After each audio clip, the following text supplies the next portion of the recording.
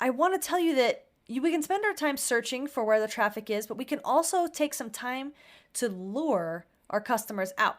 And that is a critical aspect of the dream traffic process.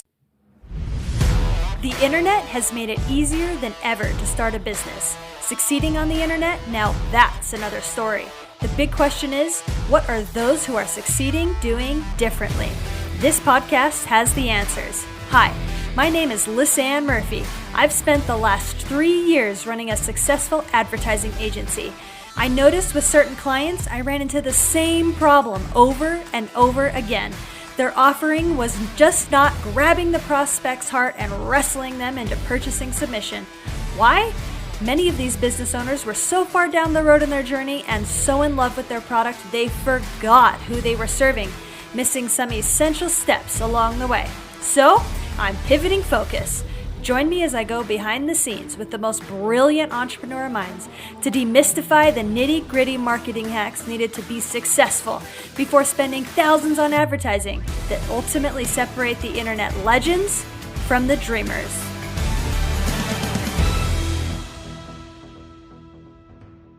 On the previous episode, you heard from Courtney Love Gavin in her deep dive episode. She has a fascinating story about how she got into entrepreneurship and the power that public relations can have to grow your business and brand. It is definitely not one you want to miss, so make sure to check it out. But stick around. I'm coming up next to talk all about how to draw your dream customer out from where they are hanging out online. Super stoked for this one, guys, so make sure to catch it. Welcome to the Marketing Matrix podcast. I'm your host, Lisanne Murphy, and I am so excited to be here with you today. The Marketing Matrix is really going through some exciting changes, so I just have to take a second to give a behind-the-scenes update. And some of you may have seen them. We've actually built out our team quite a bit. We have a copywriter who is working with us pretty much full-time. I just hired a full-time podcast manager who is just crushing, getting amazing guests on the show, helping me get onto other shows, and is managing the social posts that we are creating out of this podcast. It has been such a fun adventure. I mean, the Marketing Matrix, it was launched in early December, and as you know, within the first 24 hours, it hit number 18 in business entrepreneurship. So to now have a full-time staff take those episodes that we record and repurpose them to go across multiple channels is such a cool thing. So it's really awesome, guys. Like my team has made it so I can show up for the podcast on Thursdays for guests to come on or for me to go on other podcasts. And then after that, things just magically happen because I have an amazing team and we have amazing processes in place. The podcast episodes are then sent to our audio editor, who then edits the episode to be edited. And after that, we get a transcript. Then the transcript goes over to the copywriter, and the copywriter creates some amazing content for blogs and Medium articles and Facebook posts, Instagram posts, LinkedIn posts, YouTube videos with the descriptions, the hashtags, everything. It's amazing. And then those assets are then sent to the social media manager where they are either scheduled to be posted or posted. And it is just awesome to see the effects of pushing this content out across the web and how it is just helping people understand the messages that the Midas Touch group shares about marketing and advertising and some of the things that we talk about on the Marketing Matrix. It has been seriously so great. So for those of you that are listeners and listen into the podcast regularly, I want to just thank you so much for being a supporter and keeping this show going on. Also notice that we are at episode 56, which is crazy to me, guys. I mean, I can't believe that we have created over 50 episodes already. When I was, a couple weeks ago, I was actually looking at my notes from Christmas time when I was planning out my year, and I looked and I saw that my goal was to have at least 52 episodes recorded by the end of the year. And because of my amazing team, I have, and the amazing processes created by that team, I have been able to move even more quickly and create episodes at twice the pace that I was originally doing at the beginning of the year. So it is seriously just so awesome. So again, if you are a regular listener, then thank you so much for that. I'm super excited about our topic today. And so while that update on the marketing matrix was way cool, I want to dive right in. But before I do, I want to tell a story.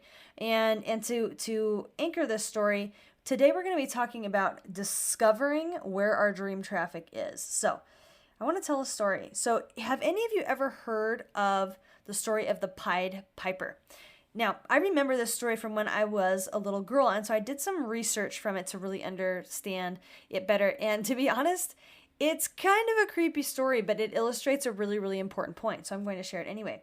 So the story of the Pied Piper was it was first told by how it was found, as the story was depicted in a glass window in the UK from the late 1200s. Okay, so this is an old story, but the story goes that there was a king in the land who his town, it was infested with rats, and so he called a piper, to come into town and play his pipe, which is like a little flute, to play his pipe to draw the rats out of town. Now they called him the Pied Piper because pied was the phrase that they used for what he was wearing. He was wearing, his Scottish, his family kilt, his family, his tartan, his family brand. And so the Pied Piper came and played the music of his flute and drew the rats out of town, and he led them to a nearby river, and he led them into the river where they drowned. Now, the king was really excited about this, but when the king invited the Pied Piper to come and play and draw the rats out of town, he said, "I'm going to pay you 1,000 guilders," I think is what it said in the story. After the Pied Piper drew the rats out, though, the king went back on his word, and instead of paying him 1,000 guilders, he only paid him 50. Now, the Pied Piper was really upset, but there wasn't a lot he could do, and so he vowed to get revenge on the king.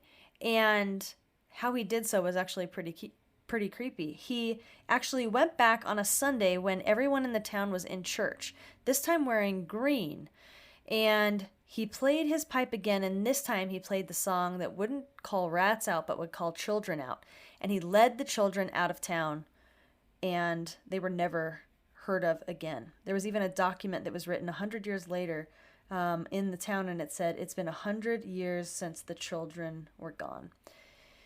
Now, no one really knows if this story is true or not, and a lot of people speculate that it's a metaphor for a disease that hit the town and took the children away.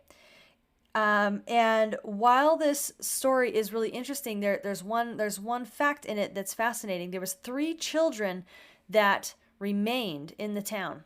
One was lame. He had a bum leg, so he could not follow the Pied Piper. One was blind, so he couldn't see where he was going. And the other was deaf, and so he couldn't hear the music that the Pied Piper was playing.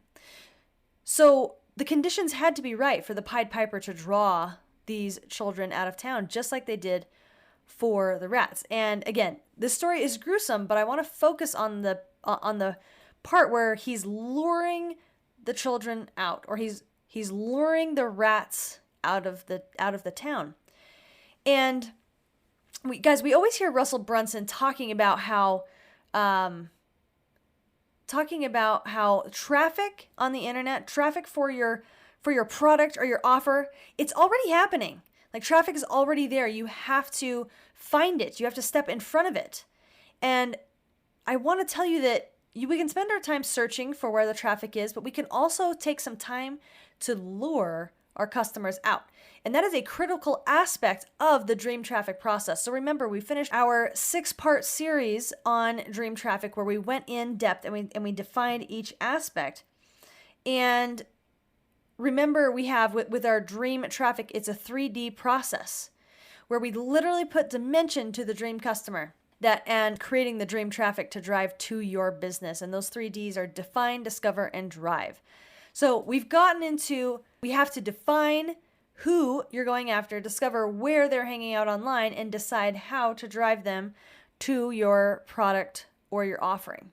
We've dove headfirst into the define portion, and in today's podcast, we are diving into the second of the major aspects, which is discover.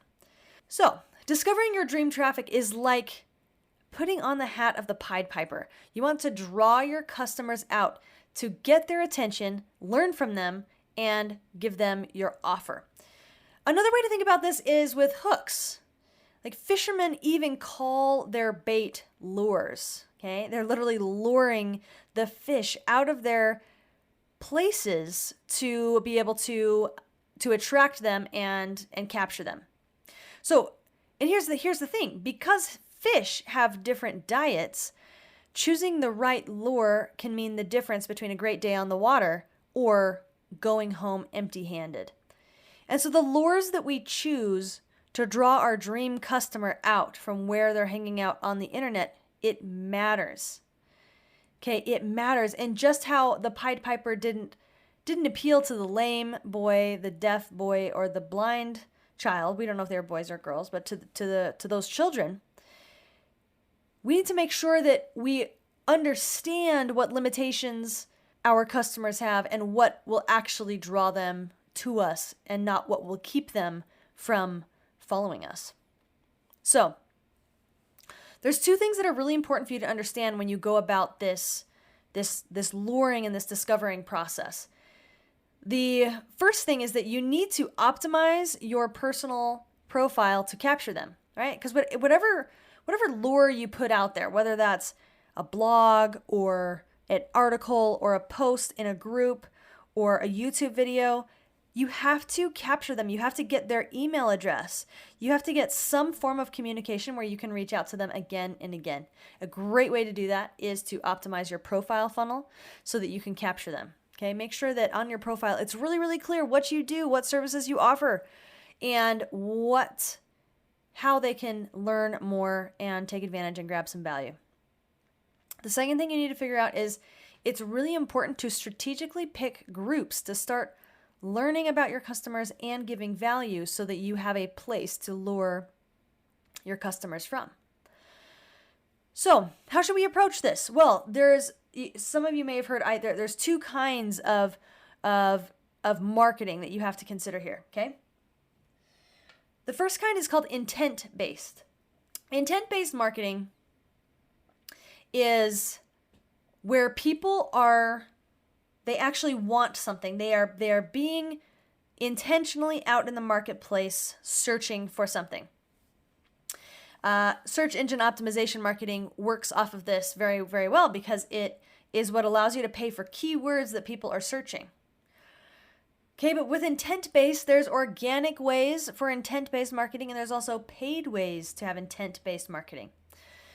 With organic, you can do built-in SEO into your metadata, or you can even call out people from a group with a post, right? Because people are in Facebook groups because they are there for a certain intent. So when you talk to people in Facebook groups, you are engaging in intent-based organic marketing. Okay, you can also pay for keywords that people are searching and the intent that they have, the lures that they want, that like take it like a fish, like they're hungry, right? You can put the keywords for that food, for that lure, into Google AdWords or even with YouTube ads as well. And we're not gonna go into the tactics today, guys, but I want us to think about how we can use the tools that we've got to draw people out. Okay, the second type of marketing. So first is intent based. The second type is pattern interrupt based. Okay. Pattern interrupt based is where you are targeting people based on interests and you're putting your offer in front of them at a time when they might not be looking for it, but you might be hitting on a latent, deep need that they have that maybe they realize they have, but they haven't found a solution yet, or they know that they need to, but they just don't know your solution yet. So I mean that's where Facebook ads really come in, right? You are literally jumping in front of someone's news feed and you're like, hey, pay attention to me, pay attention to me. I have something that you need. Okay? With pattern interrupt, there is also organic and paid strategies. For organic strategies, by posting on your profile, your post then goes into the news feed, and people's news feed is a series of pattern interrupts. So by you posting about what you do or who you're looking to serve or what you offer, the value that you put in the marketplace, by posting things like that on your profile, you're engaging in organic pattern interrupt based marketing. The paid side of this is, of course, with ads. And ads are, as you know, one of my favorite ways to market because of the quick turnaround in the value that you get with watching those metrics and your ability to learn very, very fast. So whatever you're doing, whether you are posting things in groups or on your profile or you're using ads, you need to take notes, capture responses, and see patterns, because those patterns are what determine your messaging and approach. So, for example, you might be thinking, well, what do I post in a group? Well, before I really started talking about dream traffic and I was developing the ideas around it, I had this post that I posted across multiple groups. And the post was simply this. It was, what comes first? The who or the what? The who being who your customer is, and the what being what you offer. And guys, the results were absolutely astounding. What I found was that who people's gurus are, who forms their beliefs, determined their answer. So when I post that question in any group that is owned or moderated or directed by someone who is Russell Brunson or a Russell Brunson follower, every single person was like, it's the who. The who is the first. You always have to go after the who. The who is what matters first. But here's what's crazy, guys. In every single other group that I posted that question, it was either what was come first, that like, how do you know who you're going to sell to until you have a product that you're going to sell? It has to be about the product first. Or it was a mixed bag. But Russell's communities were the only ones where people screamed from the rooftops that it was the who first. And that just absolutely fascinated me, is the power that a guru has to determine the beliefs. But knowing that, it helps me approach the people in that community differently than I would in other communities, because I'm drawing out and I'm learning about that customer and I'm finding out how they operate, what they believe in, and what is going to trigger them and attract them to something. I often see other posts online where someone says, hey, where are my coaches at? That's a really, really simple post and a very simple way to literally call out your dream customer and say, hey, if you're this person, I want to talk to you. So once you've figured out where they are, you need to get them into your ecosystem and drop offers. So you have to collect their email address. We've just talked a little bit about this, but there's a few ways to do that. You can do it through a Facebook group. You could do it through a landing page with a lead magnet. You could do a webinar registration. But the point is, you have to get their info. I wanted to share an experience that's happened in my business just this week, within the last 6 days. When this is posted, it'll be 2 weeks from now. So it was 2 weeks ago when you're listening to this, but this is just like really, really recent for me. So I'm working with my buddy Ian Dixon on a concept that we are promoting in the marketplace. And we sat down and we were kicking around this idea for a couple weeks of a product and service that we wanted to offer in the marketplace. And over the course of a weekend, we said, what would happen if we decided to launch on a Sunday at midnight? And so we literally spent all day, Friday, Saturday, and Sunday launching this thing. And we didn't even start till like Friday night. So it was like 48 hours. Like we launched an entire brand and concept in 48 hours. It was actually, it was very exhausting, but it was exhilarating as well. So, and I'm an ads expert. Ian is also like not too shabby at ads. And we launched these ads, and the next day we wake up on Monday morning. Our ads were approved by Facebook, which is always a good sign.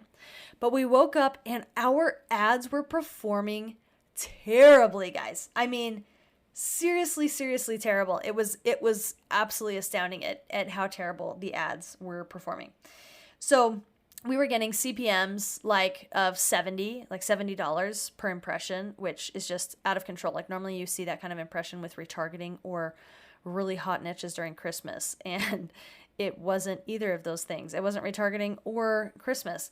And so that was crazy. And so because our CPM was so high, our leads that we were pulling in to attract to our workshop that we were running were like $15 a lead.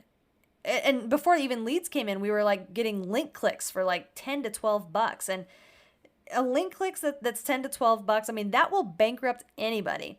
And we were just laughing because we were like, okay, we both are not new to ads, but these just totally bombed. And we were like, what is it? So did some thinking, looked at the ads, and realized that in the e-commerce space, there is lots of BS. There is so much junk out there and people that are just trying to do quick fixes and growth hacks and things that aren't necessarily permanent changes that can make a real difference in people's e-commerce brands. So when we looked at our ad copy, we realized that our ad copy was a little bit scammy. It looked like we were talking about these big promises, and we got this one comment on an ad, and it said, yeah, if you guys were really that successful in your e-commerce store, you wouldn't be teaching it, you'd be doing it yourself. And it rubbed, I thought it was funny, it rubbed Ian the wrong way, but it made us make a decision. You know, we need to be way more transparent with what we're doing with this market. We need to be way more straightforward. We need to cut the fluff, cut the stories, and just cut to the chase, because these people in this market, they know what's going on, and so they know BS when they see it. And so we were like, maybe we had the wrong lure. Maybe this market was calling the way we were approaching it BS. That didn't mean that our offer was wrong. It didn't mean that our idea was bad and that we should abandon it. But we needed to change our lure. We needed to change our hook. And so we literally did that. We changed our hook. We changed our headlines. We simplified our ad copy.